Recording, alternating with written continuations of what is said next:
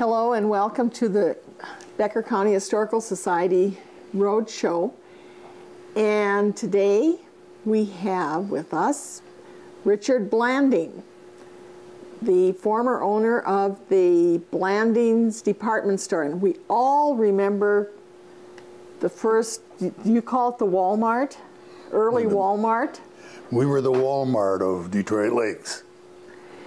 And our motto was all your shopping under one roof, because we had everything that people need for living in Becker County: food, clothing, and shelter. And we provided an income for the homesteaders that came here, because we could buy their produce, the eggs and the fruit and the corn, and so they had a little money and chickens and eggs. And my first job in the store was candling eggs. Would you explain what candling eggs is? Well, they would bring in a crate of eggs with about 6 or 8 dozen eggs in the crate. And you were going to sell them. And it was important that they be fresh. Okay. So I would pick up 2 eggs at a time and hold them in front of a bright light, and then you could see if they were fresh or not. And that was my first job in the store. I should have done that. I bought eggs at a farm one time, cracked it open, there was a chicken in there. That's what you didn't want to find. Okay. Now, they started the store in 1887? Yes. My grandfather came here in 1882, and he started the store in 1887. And he went into partnership with a man named John Smith. And they called this store the China Hall. And it was located about where the Grover Cleveland filling station used to be. Oh, on the north side? On the north side.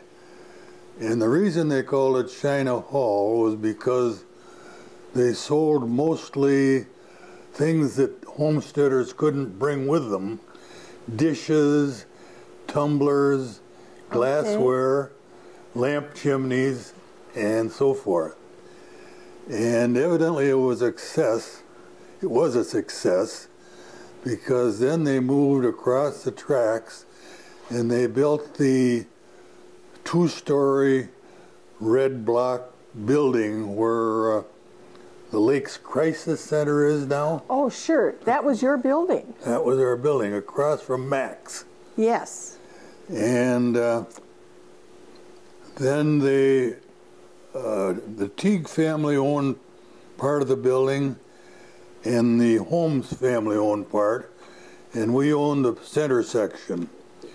And we had the hardware, the grocery, the men's and women's clothing and shoes, and furniture, and dry goods, and just everything that you needed. Well, you know what surprised me? I was looking at the pictures, and I saw the picture of the women making clothes.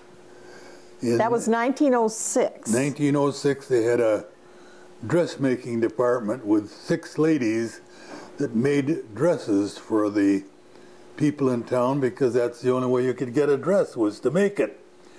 But then they started making them in the East Coast, and my dad would go to New York every year or twice a year to buy women's dresses. And then we called the department the ready-to-wear department, because you put it on and it was ready to wear. So I think you also were in the coal business at one time. We had coal over on the North NP tracks, the Burlington tracks, and we had coal there, and it was big business. First it was cordwood, because Becker County was covered with a lot of oak trees, and in the wintertime a lot of the farmers would cut the oak trees, and then they would bring them into town and sell them, and we stacked them and used them for railroad ties. Okay.